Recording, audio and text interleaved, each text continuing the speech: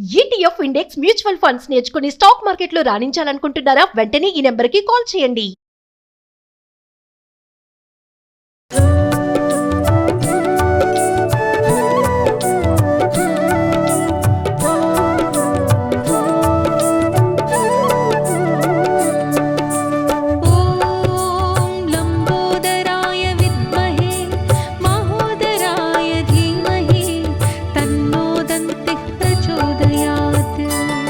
నమస్తే రమ్మగారు. నమస్తే జయ. రమ్మగారు, మనం వినాయక చవితికి పెద్ద ఆయనకి ఏమేమి నైవేద్యాలు పెడతాము, ఏవి ఆయనకి ఇష్టం? రకరకాల పళ్ళు. వినాయకుడికి బోళ్ళు పాటలు, పద్యాలు, ఎన్నో శ్లోకాలు చాలా ఉన్నాయి. నేను ఎక్కడుంటాడు, ఎలా ఉంటాడు, ఆయనకి ఏం కావాలి, అవన్నీ చెప్పబడ్డాయి. మనం ఒక్కొక్క కీర్తన తీసుకుంటే మహాగణపతి భజల పనస నారికేళాది జంబు ఫలముల ఆరగించమంటారు. పనస, నారికేళము, జంబు అంటే ఈ పనస అంటే పనస పళ్ళు లేదా పంపర్ పనాస పెడతాం. నారికేళం అంటే కొబ్బరి, జంబు అంటే నేరేడు. ఇవి ముఖ్యం, ఇంపార్టెంట్. అక్కడి నుంచి రకరకాల పళ్ళల్లో మనం అరటి పళ్ళు ఒకటి, ఏనుగుకి సాధారణంగా అరటి పండు ఇష్టం, అది పెడతారు. ఇవి 4 రకాల పళ్ళు. ఇంకా దానిమ్మలు కూడా, దానిమ్మ గింజలు అవి కూడా పెట్టచ్చు. వెలగ పళ్ళు కూడా నివేదన చేస్తారు అని చెప్తారు. కానీ మనకి వెలగ ఈ సమయంలో పచ్చివి కనపడతాయి, వెలగ పండుగ కనపడదు. ఉంటే అది సమయం పడుతుంది. అవి కూడా నివేదన చేసుకోవచ్చు. వినాయకుడికి చెప్పే ప్రఖ్యాతమైన శ్లోకాల్లో అటుకులు కొబ్బరి పలుకులు చిటిబెల్లము నానుబ్రాలు చెరుకుర సంబున్ నిటలాక్షు నగ్రస్తుతునకు పటుతరముగా విందు చేసి ప్రార్థింతు మదిన్. ఇది చిన్నప్పుడు చదువుకునేవాళ్ళం. అటుకులు కొబ్బరి పలుకులు, బహుశా పద్యం కోసం పలుకులని రాశారేమో అనుకుంటా. కొబ్బరి ముక్కలు అనమాట అటుకులు. మామూలు మనం అటుకులు పెడతామా, అటుకులు కొబ్బరి పలుకులు, చిటి బెల్లం, బెల్లం చిన్న చిన్న ముక్కలు చేసి. అది నానుబాలంటే బియ్యాన్ని నానబెడతారు చేయ. బియ్యం నానబెట్టి వాడేసేసి ఆ నానిన బియ్యము నివేదన చేస్తారు. ఇవి పెట్టుకుంటారు. తర్వాత కుడుములు, ఉండ్రాళ్ళు, మోదకాలు. ఈ మోదకం అనేసరికల్లా అసలు నిజానికి మోదకం అంటే లడ్డు. గుండ్రంగా ఉండే ఖాద్య విశేషాన్ని మోదకం అనాలి. ఇప్పుడు ఈయనకి నూనె అవి ఇష్టం లేదు, అందుకని ఈ శనగపిండిని బూంది బట్టి, బూంది కొట్టాలంటే ఎంత నూనె, ఎంత శనగపిండి, దాంట్లో అది సోడా వేస్తే కానీ అది ఉబ్బదు. దాన్ని మళ్ళీ పాకంలో వేసి 2-3 రకాల పనులు. అలా కాకుండా ఈ శనగపిండితోటి కానీ, గోధుమ పిండితో కానీ, లేకపోతే మన ప్రాంతాన్ని బట్టి బియ్య పిండితోటి కానీ మోదకాలు చేస్తాం. కొంచెం నెయ్యి వేసి బాగా వేయించి, బెల్లము, కొద్దిగా ఏలక పొడి, ఓ సన్నగా కొబ్బరి ఏదైనా వేసేసి దాన్ని గట్టిగా ఉండగట్టి, ఆ కట్టిన ఉండని మళ్ళీ ఒకసారి ఆవిరి మీద పెట్టడం. సులువుగా జీర్ణమయ్యేవి, నూనె గినె వాడనివి, తేలిగ్గా అయిపోయేవి. వీటిని మీ గణపతికి నివేదన చేస్తాం. మనం ఏం చేస్తాం, రవ్వ కుడుములు చేస్తాం మన వైపు ఎక్కువగా. రవ్వ, బియ్యపు రవ్వని ఉడికిచ్చి దాన్ని ఉండగట్టి ఆవిరి మీద పెడతాం.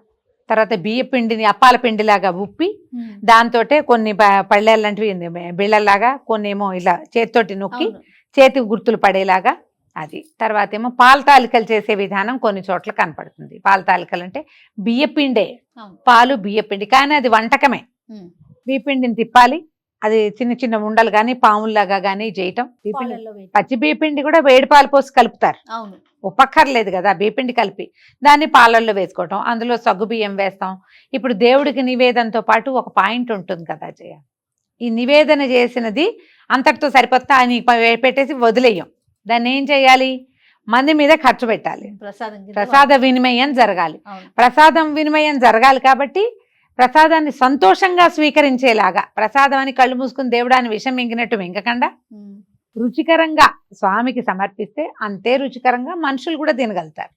దాంట్లో ఇంకా కొంచెం ఏలక్కాయలు వేసుకోవటము, మరి కాసిన జీడిపప్పులో కిస్మిస్లో ఇంకొకటి ఏమైనా వేయటం, రుచిగా తయారు చేసి స్వామివారికి నివేదన చేసుకుంటే బాగుంటుంది. పచ్చి చలిమిడి చేసేవాళ్ళని చేయ. మా చిన్నప్పుడైతే బియ్యం పిండి, కొట్టిన పిండి, దాంట్లో కొంచెం బెల్లం వేసి, ఒక పాలు చుక్క పోసి, అసలు నీరు చుక్కేసి గట్టిగా తొక్కితే పాక చలివిడి అయిపోతుంది. చలివిడి చిన్న చిన్న ఉండ్రాళ్ళు అవే.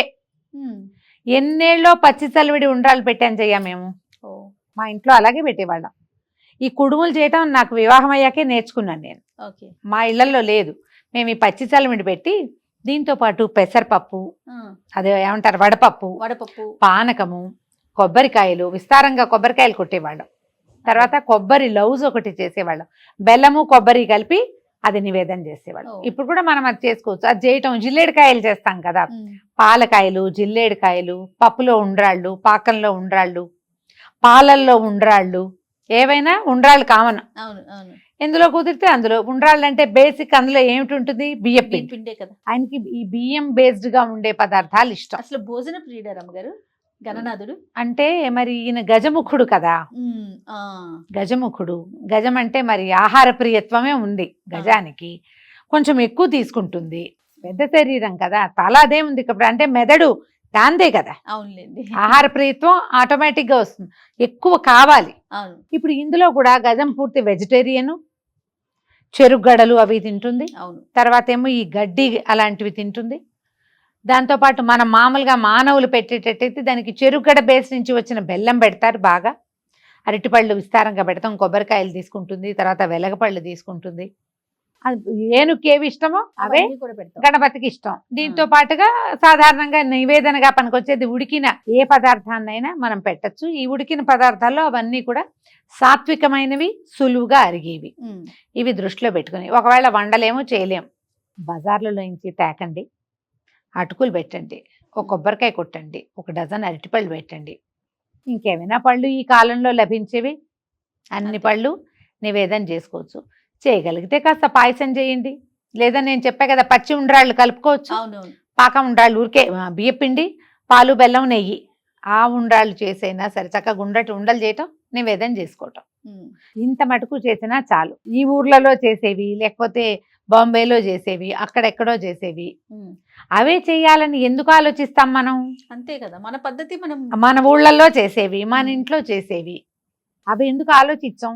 ఏ పండక్కైనా మనం ఏం చేస్తామంటే ఇప్పుడు బజార్లో కనపడతాయి, లేదా బాగా ఇప్పుడు మనం ఏంటంటే సోషల్ మీడియా బాగా చూస్తాం. అవును రమ్మగారు. సోషల్ మీడియాలో వినాయక చవితి కోసం చేసామంటే అదేదో వాళ్ళు చేశారు, మనం కూడా చేద్దాం అనిపిస్తుంది. మన అమ్మ, అమ్మమ్మ, నాయనమ్మ, మన అత్తగారు, వాళ్ళ అత్తగారు అవి చేసినవి మనం వదిలేస్తే మనం ఎట్లా ముందుకెళ్తాం? ఎవరినో చూసి ముందుకెళ్ళద్దు, ముందు మన దారిని మనం వెళ్తుంటే ఎవరినైనా యాడ్ చేసుకోండి. ఇది మానేసి అవి చెయ్యొద్దు. ఇవి చేస్తూ అవి కూడా కావాలంటే చేసుకోండి. అసలు ఈ మోదకాలు చేయటము, జిల్లేడికాయలు చేయటం, కొన్ని వేల కొద్ది వీడియోలు కనపడుతున్నాయి జయ, క్లిప్పింగ్స్ చిన్నవి. సింపుల్గా ఎలా చేసుకోవాలో పాత పద్ధతి ప్రకారం చేసుకోండి. అప్పుడే మన పద్ధతులు మర్చిపోకుండా ఉంటాం. ముందు తరాలకి అందించాలి కదా, కొత్తవి యాడ్ చేసుకోవచ్చు. నేను ఎప్పుడు ఇదే మాట చెప్తా కదా జయ, అవును ఎన్ని కొత్తవైనా పోయండి, ఏం పర్వాలేదు, కానీ బేసిక్ మాత్రం మందు ఉంచుకోవాలి. వీటిలలో ఏవి కుదిరితే వాటిని నివేదన పెట్టుకోండి, అంతే. మీరు అన్నట్లుగా ఏదైతే మనకి చేసుకుంటూ వస్తున్నామో అవి చేసామనుకోండి, మన నెక్స్ట్ జనరేషన్కి అది ఒక అవకాశం కింద ఇలా చెయ్యాలి అనే పద్ధతిని ముందుకు తీసుకెళ్తాం కదా రమ్మగారు. అవును అంతే కదా. ప్రధానంగా ఆయన ఇంతకు ముందు కూడా నేను అడిగాను, భోజన ప్రియుడు కదా రమ్మగారు. అంటే గణపతిని చూసేటప్పుడు కూడా ఆకారం కూడా స్వామిది బొజ్జ ఫుల్గా ఎక్కువగా చూస్తాము కదా. అయితే ఇప్పుడు దాని మీదే కదా మనకి చంద్రుడి నీలాపనిందల కథ.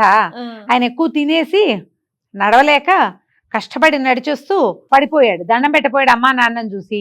పడిపోతే పొట్ట పగిలిపోయి పొట్టలో ఉన్న కుడుములు అవన్నీ కింద పడ్డాయట. చంద్రుడు చూసి నవ్వాడు. ఆయన నడవలేకపోతున్నాడని నవ్వాడా చంద్రుడు? పడిపోయి పొట్టలో ఇంచి కింద పడిపోయాడు, బొక్కబొరలా పడ్డాడు, అందుకని నవ్వాడు. నవ్వడం వల్లే పొట్ట పగిలింది. అవును, పార్వతీదేవి కోపం వచ్చి చెప్పించింది, ఎవరైతే ఈ చంద్రుడిని చూస్తారో నేను పాపిష్టివాడివి, నువ్వు చూడడం వల్లే నా కొడుకు ఇట్లా అయిపోయాడు, కాబట్టి నిన్నెవరు చూసినా సరే వాళ్ళు నీలాపనిందల పాలవుతారని చెప్పించింది. ఇప్పుడు అతి భోజనం ఎప్పుడు మంచిది కాదు కదా, అది ఎవరికైనా అనారోగ్య హేతువు. మోతాదుగా తినాలి. అందుకని వినాయక చవితి నాడు మనం బోల్డ్ అని నివేదనలు పెడతామని మన ఏం చేశారు, సులువుగా అరిగే పదార్థాలు పెట్టించారు. ఇందులో బాగా పాయసాలు, నేతలు పోయండి, నెయ్యి ఎక్కువ పోసేసేయండి, బాగా వేయించండి, ఇన్ని రకాల లడ్డూలు చేయండి, అవన్నీ ఏం చెప్పాల. హాయిగా బియ్యపు రవ్వతోటి కుడుములు ఉండ్రాళ్ళు చేయండి, 2 ఎక్కువ తిన్నా ఏమవదు. ఆయిల్ లేదు, 0 ఆయిల్ కదా, బహుశా అప్పటి నుంచే వచ్చిందేమో అనుకుంటా. రైట్ రమ్మ గారు, నమస్తే. నమస్తే.